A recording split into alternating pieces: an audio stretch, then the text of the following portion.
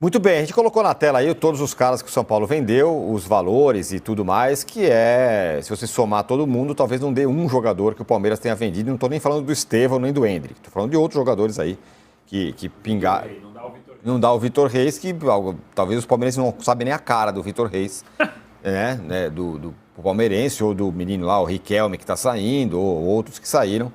Enfim, é um atestado de... Eu não sei do que, se é de incompetência, de inépcia, do que é. Cara, é muito realmente assustador como o Casares normalizou esse tipo de operação no São Paulo.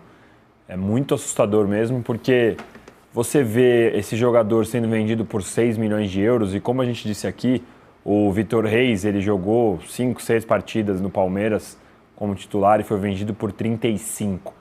O Riquelme Felipe jogou 15 minutos no titular e a discussão no Palmeiras é se vai aceitar uma proposta de 15. Já tem gente achando que 15 é pouco, 15 milhões de euros. É claro que num momento, quando você está numa reestruturação financeira, o normal seria realmente o São Paulo ter menos poder de barganha, porque você precisa mais do dinheiro. O Palmeiras, ele claro que precisa vender os jogadores, mas ele consegue falar, não, por 10 milhões eu não vendo, eu tenho aqui como sobreviver. O São Paulo eventualmente nesse momento não tem. Mas por 6 e somando tudo isso, e você vai ver que a quantidade ela não chega nem perto, como você disse, vendeu 5, 6 jogadores, não chega perto de 1. É muito pouco e é assustador como a diretoria do São Paulo tenta normalizar esse tipo de movimento. Eles não se pronunciam, eles não falam nada, eles acham que está sendo um bom negócio, eles anunciam como se tudo fosse bom, e é realmente assustador. A impressão que passa é que, se a pessoa acha que isso é um bom negócio, ela está fazendo de propósito para prejudicar a estrutura do São Paulo hoje. Não tem outra alternativa. Não tem, a não ser que ele viesse a público e falasse, olha, estamos desesperados, não temos como pagar, não podemos mais pegar dinheiro do banco, a gente não tem o que fazer, eu vou ter que vender. Eu não concordaria, mas pelo menos eu ia entender. Ele pelo menos ia deixar, dar a cara a tapa. Ia falar, olha, mas não é o que está acontecendo. Durante todo esse período, o que a gente ouve é, vamos diminuir a folha salarial, vamos diminuir a dívida. Não diminui a folha salarial, não diminui a dívida. E não tem transparência. E agora vende os garotos da base. E agora tem esse possível acordo da base, que também é um absurdo. Vai ser um dos piores negócios da história do futebol brasileiro, não é do São Paulo. Porque se a gente olhar agora, só somar aí, soma o que tem na tela. Deu 200 e poucos milhões. O São Paulo quer vender 30% da sua base para sempre, por 250. É um absurdo. Sendo que essas vendas foram mal feitas. Isso. Não é que foram vendas gigantescas. É só somar isso daí, o São Paulo quer vender 30% da sua base para sempre por um valor parecido com isso daí. E sendo que assim, o São Paulo pode, eu fui ler lá depois no pessoal que está fazendo a cobertura, pode daqui 10 anos tentar recomprar uma participação. Gente, não vai existir. É um negócio absurdo o que estão fazendo com o São Paulo. A impressão é que estão saqueando o São Paulo, cara. É absurdo. E o torcedor, às vezes, não dá muita bola para isso, né? Não dá muita bola para o noticiário. Às vezes acha que a imprensa quer prejudicar, às vezes acha que a imprensa tem lado, né? Mas, na verdade, ele só vai perceber isso mesmo quando for eliminado, quando for cair. E, no final, como você disse, o São Paulo está lutando ainda pela Libertadores, pelo Brasileirão. Então, o torcedor fica quase que anestesiado. Tipo, não, tá fazendo isso e tal. Mas a hora que começar a perder, a hora que o campo não começar a dar mais resultado, é bom o torcedor estar preparado para cobrar mais forte o Casares. Porque o que está sendo feito nessa gestão é um absurdo. O Arnaldo levantou o dedo ali para complementar. Só para não deixar passar e ressaltar um ponto que o Danilo falou aqui, é aquela história, some essas vendas todas aí, vai dar uns 200 milhões de reais. Essas vendas mal feitas. Essas vendas mal feitas, dá 200 milhões de reais. O São Paulo está tentando negociar 30% de sua base por um valor que é um pouquinho maior. De 250 a 350 é a possibilidade, né? 250 pelo que a gente a 350, não se sabe em que circunstâncias. Sendo que, vamos lá, pelo que eu li sobre... A obrigação do São Paulo vai ser reinvestir boa parte desse dinheiro na própria categoria de base. Isso mesmo. E pega 50 milhões para pagar dívidas. Exatamente. Ou seja, é nada. Exatamente. Então, vai ser um dos piores negócios da história do futebol brasileiro.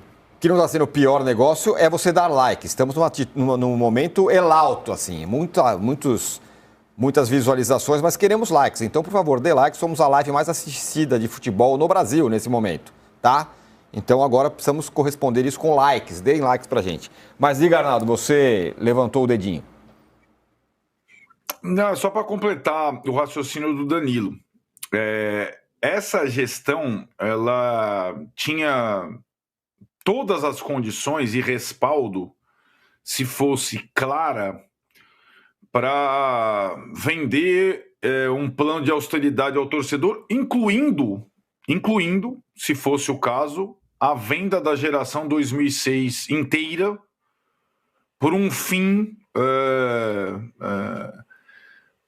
maior, né, para sanear o... Olha, nesse primeiro ano, nós temos que apertar os cintos tal, nossa meta de venda é tal, a única possibilidade de a gente virar a chave no respiro é a venda de atletas, vamos ter que...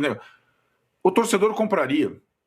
Só que agora, depois de tantas sucessivas notícias ocultadas ou informações enviesadas, essa direção, o governo Casares perdeu completamente a credibilidade. E perdeu mesmo junto ao torcedor. E, Danilo, o torcedor de São Paulo está muito mais preocupado com a base e com o futuro do que com o jogo da Libertadores, viu, cara? E tá, ainda bem. Mas tá muito mais. Mas muito mais. Não tem nem comparação.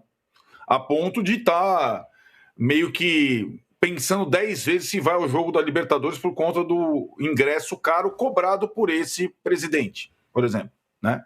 Então o torcedor de São Paulo não está no modo iludido, não. Ele estava no modo parceiro, mas agora ele está largando. Porque é o que você falou. Ao não jogar limpo com o torcedor em nenhum momento, o presidente do São Paulo está perdendo a sustentação. Ele ainda tem a sustentação no conselho e tudo mais para tentar passar esse projeto aí da base da parceria. Que no mínimo, mas vai ter...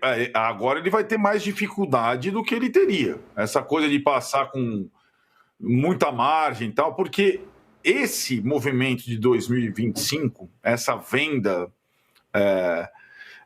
absurda de uma geração toda, e a gente fica perguntando aqui, ano que vem, se continuar nesses moldes, qual é a geração que o São Paulo vai vender? Não vai ter gente para vender, né?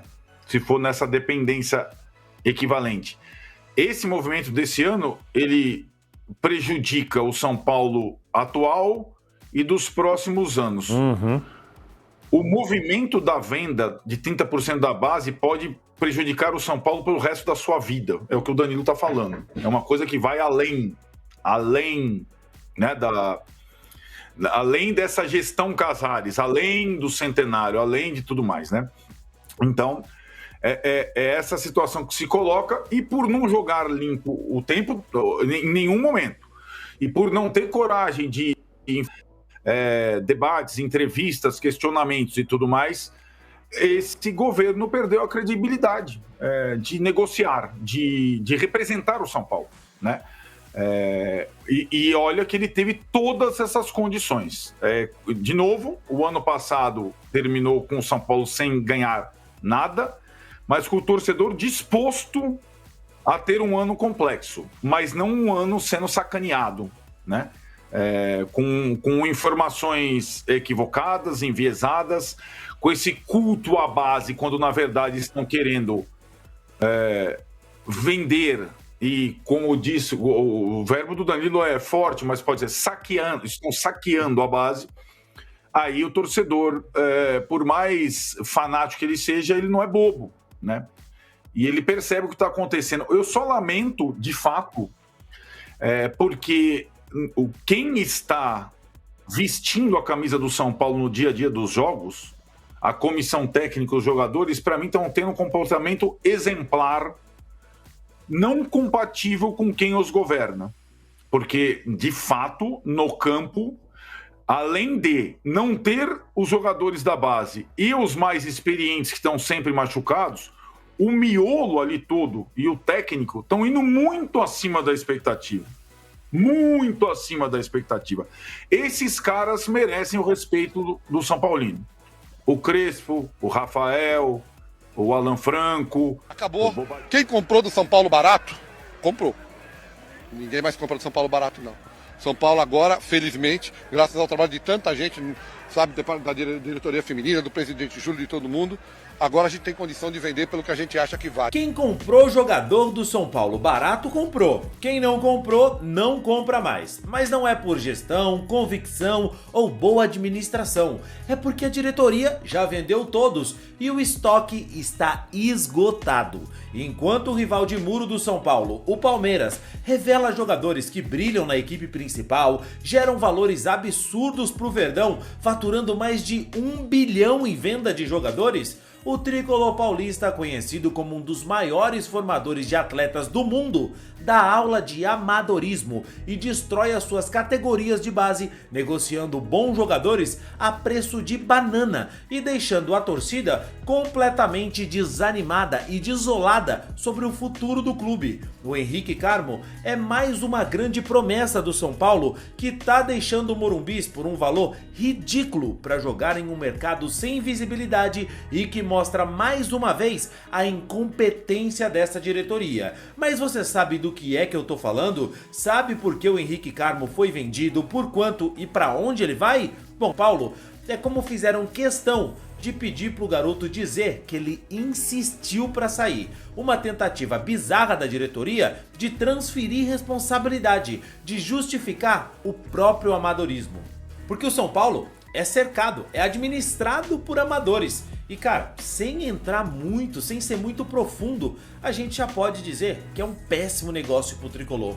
O Henrique teve há pouco tempo proposta de outros clubes do futebol europeu. O PSV da Holanda queria o jogador por empréstimo com opção de compra. O Shakhtar Donetsk há pouco tempo também fez proposta pelo garoto. Ele é uma grande promessa das categorias de base. É surpresa alguma para o torcedor o assédio do futebol europeu. O que surpreende de verdade é a patética diretoria do São Paulo não ver que mais vale um jogador do seu time atuando no PSV da Holanda sob holofotes, ainda que por empréstimo jogando uma Europa League ou com a camisa do Shakhtar Donetsk jogando uma Champions League, do que ele jogando vendido em definitivo para o CSKA, que não tem visibilidade nenhuma, fora as restrições que a Rússia enfrenta para negociar com qualquer clube do futebol europeu, e achar que é um baita negócio manter 25% desse atleta. É uma diretoria patética que tenta justificar as suas, cagadas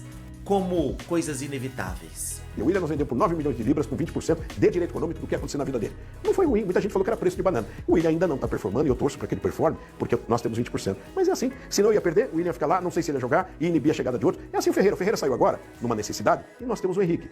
O Alves, que era de meio, saiu, mas nós temos lá o Rodriguinho, que está se posicionando. Isso é planejamento. Pode ser que as pessoas podem discutir. Não, mas veja, saiu o Alves, tem o Rodriguinho. Saiu o Ferreira, tem o Henrique. Saiu laterais, o Igor Vinícius, tem o Mike.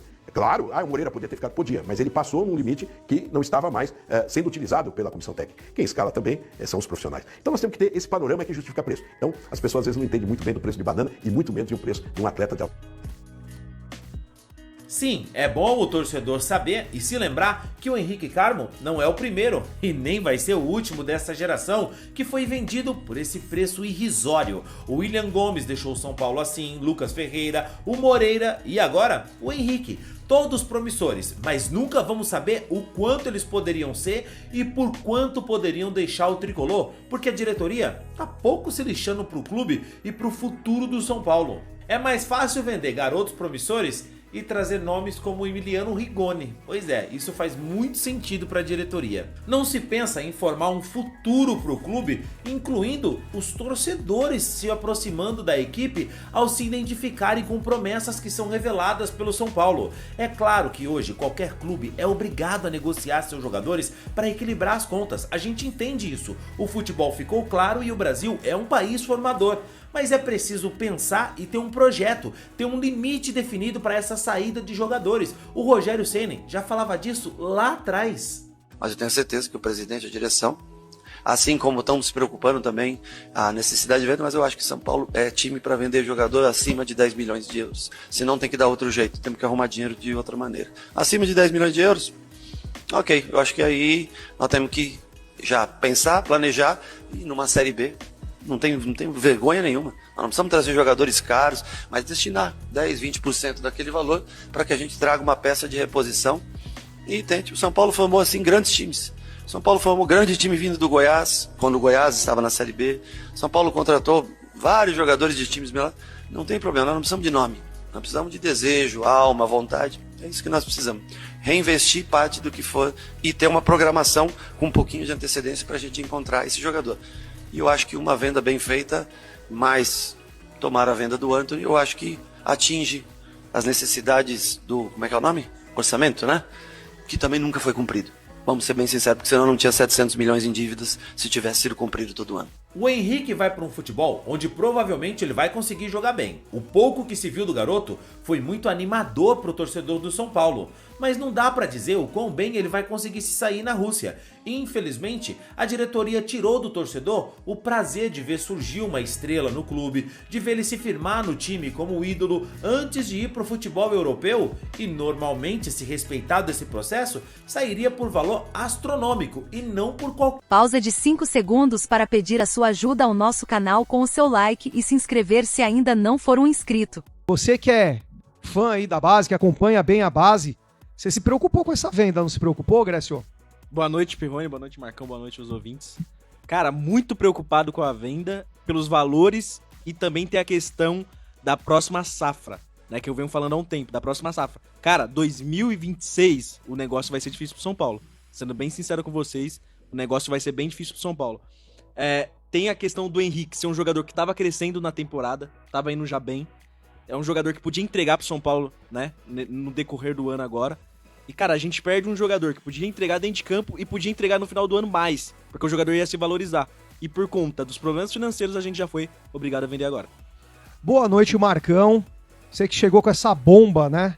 Que é essa venda do Henrique e também uma possível venda do Pablo Maia, dessa vez para o futebol da Arábia. E também por um precinho até um pouco melhor, vamos dizer assim.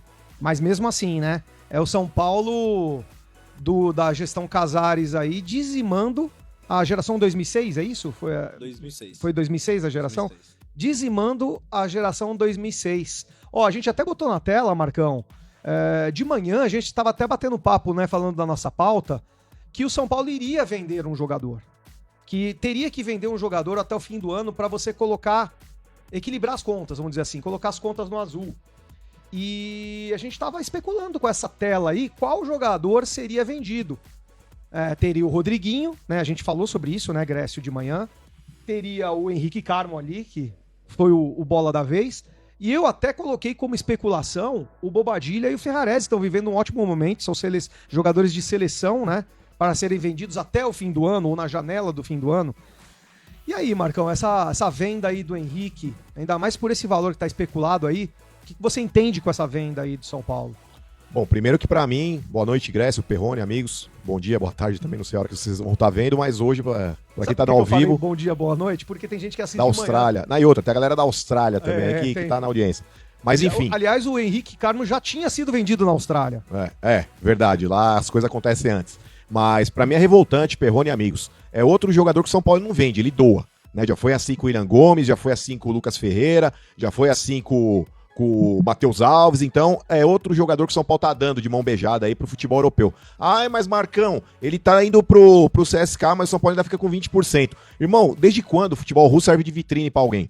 Então a chance do moleque chegar lá, ter dificuldade com a língua, ter dificuldade cultural, de adaptação, faz um frio do cacete naquela porra. Então tudo conspira pra que o moleque não vá bem na Europa e o São Paulo fique com 20% de um moleque que não vai ter vingado. Então é outra venda que, na minha opinião, é absurda. O seu Júlio Casares vai estar fazendo questão de dar as joias que a gente tem na base.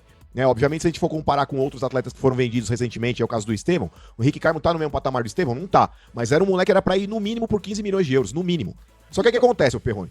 Todo mundo vê que o São Paulo tá quebrado financeiramente, e isso não é que... A gente costuma dizer que no mercado publicitário fala, não faz publi nesse valor aí, porque o mercado se fala. Se alguém descobrir que você tá fazendo esse valor, os caras vão se falar, ninguém vai querer pagar o que você tá pedindo. Então, isso acontece também no futebol, e fica ainda pior porque é explícito. Isso é divulgado na mídia. Então, o clube, ele chega lá e fala, o cara ali vale 15 milhões, mas chega lá porque os caras estão com o Pires na mão, oferece 6. Se você um dia, Perrone, tiver com dificuldade financeira, você tem um carro que vale 100 mil, você jamais pode vender seu carro por 30. Por mais crise financeira que você tenha, a não ser que você esteja morrendo de fome. Né? O São Paulo, até agora, pelo menos, pelo que a gente tem visto, tem dificuldades financeiras, mas não tá morrendo de fome, não tá quebrado, que nem, por exemplo, o Botafogo tá, outros clubes aí que acabaram virando SAF estão. Mas dentro desse cenário aqui é extremamente revoltante você ter um jogador promissor que poderia ter sido muito melhor utilizado já por outros treinadores, não só com o Crespo, né, e vender por esse valor. Então, enquanto o São Paulo não tiver na cabeça que tem que dar vitrine pra essa molecada, pra quem sabe um dia começar a vender melhor, vai continuar vendendo por valores irrisórios, como tem vendido aí os últimos jogadores que a gente conseguiu. Então, o Casares, em entrevista pro Gabriel Sá no Arquibancada Tricolor, ele falou de minutagem de jogador, né? Ele tentou explicar que a venda, por exemplo, do Lucas Ferreira não foi uma venda ruim, porque o jogador não tinha minutagem. A mesma coisa com o Matheus Alves. Só que se a gente não der minutagem para esses jogadores, a gente vai continuar vendendo a preço de banana. Então a questão é você dar minutagem para esse jogador e depois você colher isso numa venda melhor. Né? Por exemplo, como o Estevão, por exemplo. A gente não quer comparar o Estevão com eles, porque o Estevão realmente é um jogador extra classe. Sim. Tá? Ele é um extra classe. Ele, para mim, é melhor do que todos esses nossos aí. Assim, em termos de jogador tá mais pronto e tá jogando. Tecnicamente falando é melhor, ponto. Ninguém melhor. vai deixar de ser São Paulino porque tá falando que o Estevão é melhor que o Henrique Carmo. Não, sim. Só que a gente não vê o Henrique Carmo e os outros jogadores jogarem. Não tem a minutagem necessária. Ah, tudo bem, não dá pra jogar. Pô, e no Paulista? Por que não tinha posto no Paulista? Os meninos, olha, eu vou falar. Eu pego um camarote lá no São Paulo, né, pra assistir os jogos, que às vezes vai o Rian Francisco e o empresário dele vai lá assistir os jogos. Sim. E no começo do ano foi o Matheus Alves também assistir os jogos lá. E eu falei, eles estavam de férias, tá? Eles estavam de férias, eles tinham terminado a Copinha, foram campeões, e eles estavam de férias. Por quê? Porque eles embalaram lá a Copa do Brasil, que eles ganharam, junto com a Copinha. E aí deram as férias pra eles na época do Campeonato Paulista. Eu perguntei, né, pra eles, mas vocês, tudo bem, vocês estão de férias, mas, pô, se fosse pra jogar, vocês não jogariam, não? Pô, não tinha dúvida que os dois jogariam. Entendeu? Não sei se a questão também é trabalhista ou não, que tinha que dar, era obrigado ou não, mas esses moleques, eles querem a minutagem. É diferente férias dos jogadores de férias de moleque. O moleque, ele quer cavar, botar o pezinho, fincar o pé no time profissional. E a gente não dá tempo pra esses moleques jogarem. E aí vem a questão da minutagem que o Casares falou, mas que, porra, é óbvio que o moleque vai valer menos porque jogou menos. Sim. Ele não joga. Mas sabe qual é o problema, Perrone? Já que você tá falando da Copa São Paulo, teve o lateral do Corinthians que fez um gol, inclusive, fez 1x0 lá pro Corinthians, lá 1x0 pra cima de nós. Antes da gente virar. Sim, chamava Denner, lateral esquerdo. Esse moleque, se eu não me engano, ele foi vendido por Chelsea, se eu não me engano, por 12 milhões de euros, condicionados mais 3 ali, que daria 15 milhões de euros. Lateral esquerdo, você já viu esse moleque jogar no profissional do Corinthians? Nenhuma vez. Nenhuma. Então como é que um moleque que é lateral, não tô nem falando do cara que é atacante, que nem, por exemplo, é o Henrique Carmo, que nem é um meia, que nem é o Matheus Alves, o outro atacante, o Lucas Ferreira. Então esses moleques já estavam figurando no profissional do São Paulo, já tiveram oportunidades, apesar da pouca minutagem, em função daquele incompetente, aquele projeto de técnico que tava lá antes do Crespo, agora as Loucas aí já vão começar a se rasgar, que se dane, porque é isso mesmo. Calma, Marcão. Não, mas não é calma, é a realidade. Então, você tava perguntando por que não deram minutagem pra esses moleques do Campeonato Paulista? Porque aquele incompetente, nem com a equipe titular, com Oscar e Lucas e companhia limitada, ele conseguiu ganhar do Velo Clube lá e da Inter de Limeira lá em Brasília, naquela sequência de jogos. Estourou todo mundo porque Exato. Não conseguiu ganhar aqueles 3 jogos lá. Exato, e aí ele vai dar minutagem pra molecada? Não vai, porque ele é um incompetente. Nem com Oscar e Lucas ele consegue ganhar, imagina com os moleques. Aí ele ia colocar ainda na conta dos moleques o fato de não ter conseguido o resultado. Mas voltando ao assunto, como é que um lateral esquerdo, que nem jogou na categoria principal no futebol profissional do Corinthians, é vendido por 15 milhões de euros pro Chelsea e o São Paulo não consegue vender um mísero jogador? Tem que juntar 2 pra dar o valor do moleque lá. Juntar 2 não, juntar 3 ou 4, né? Porque ainda teve o Ângelo, ainda teve o Lucas Ferreira. Então é uma questão também, na minha opinião, de capacidade de quem negocia. Por mais que você saiba, o São Paulo tá quebrado? Tá. O Corinthians tá como? Financeiramente tá que nem nós ou até pior. Então como é que eles conseguiram essa venda e o São Paulo não consegue? De um lateral esquerdo, hein? De um lateral esquerdo. Então é o que eu falo, tem também a questão da competência / incompetência de quem faz esse tipo de negociação. Todo mundo ali no futebol brasileiro sabe que os clubes aí realmente, os que não estão estruturados, que nem Palmeiras e Flamengo, e os que não são SAF, se chegar uma oferta razoavelmente boa, vai vender. Mas o São Paulo não consegue chegar nem numa oferta razoável, Perrone. É isso que eu falo, se o cara, teoricamente, valeria 15 milhões, o mínimo pra você vender é 11, 12, 13 milhões de euros, não por 6. Você entendeu? Então, enquanto o torcedor também não começar a cobrar realmente a diretoria do São Paulo para que isso aconteça de uma forma mais competente, essas vendas, no caso, já que vai perder o jogador, que venda por um valor que você fala, pô, pelo menos vai realmente fazer cócega do que eu tenho ali de prejuízo em termos de déficit no ano. Há um propósito, exato, né? Precisa ter um propósito a venda. Mas agora você não consegue liquidar nem parte da dívida e ainda se desfaz um jogador. E aí ainda tem gente que fala, mas manteve 20%. Vá pro inferno, mano. 20% do cara que vai jogar na Rússia, na Ucrânia, no raio que o parta do leste europeu. Perrone, isso aí não é vitrine pra ninguém, irmão. Quem que para na Europa pra ver o futebol russo? Nem sei se tá jogando fora da Rússia por causa da guerra lá também, enfim. É outro dificultador também, mas enfim. Agora o Grécio falou uma coisa que me preocupou. Claro, tá tudo preocupante, mas você me falou uma coisa agora que preocupou mais ainda. A safra foi dizimada, essa safra que foi vencedora. Essa safra sobrou só o Rian Francisco agora. Jogou muito. E só sobrou porque machucou, hein, Marcão? Sim. Só sobrou porque machucou. Porque senão eu acho que ia ser vendido também. Mas assim, vamos voltar um pouquinho atrás na linha do tempo. Grécio, explica por que você tá preocupado que nesse ano, por exemplo, a gente pode ter vendido, e eu acho que o propósito do São Paulo era ficar no azul, só que no ano que vem, será que a gente vai ter azul? Será que vai ter jogador pra vender no ano que vem? Essa safra acabou. Foi dizimada, como você falou. E, o próximo ano o São Paulo tá ferrado. O São Paulo tá literalmente ferrado. Eu falava isso na época do Beraldo. O São Paulo não tinha zagueiro depois do Beraldo. E não teve até hoje. O São Paulo não teve outro jovem jogador pra ocupar aquela posição. Por quê? Porque o São Paulo, ele tá acontecendo o quê?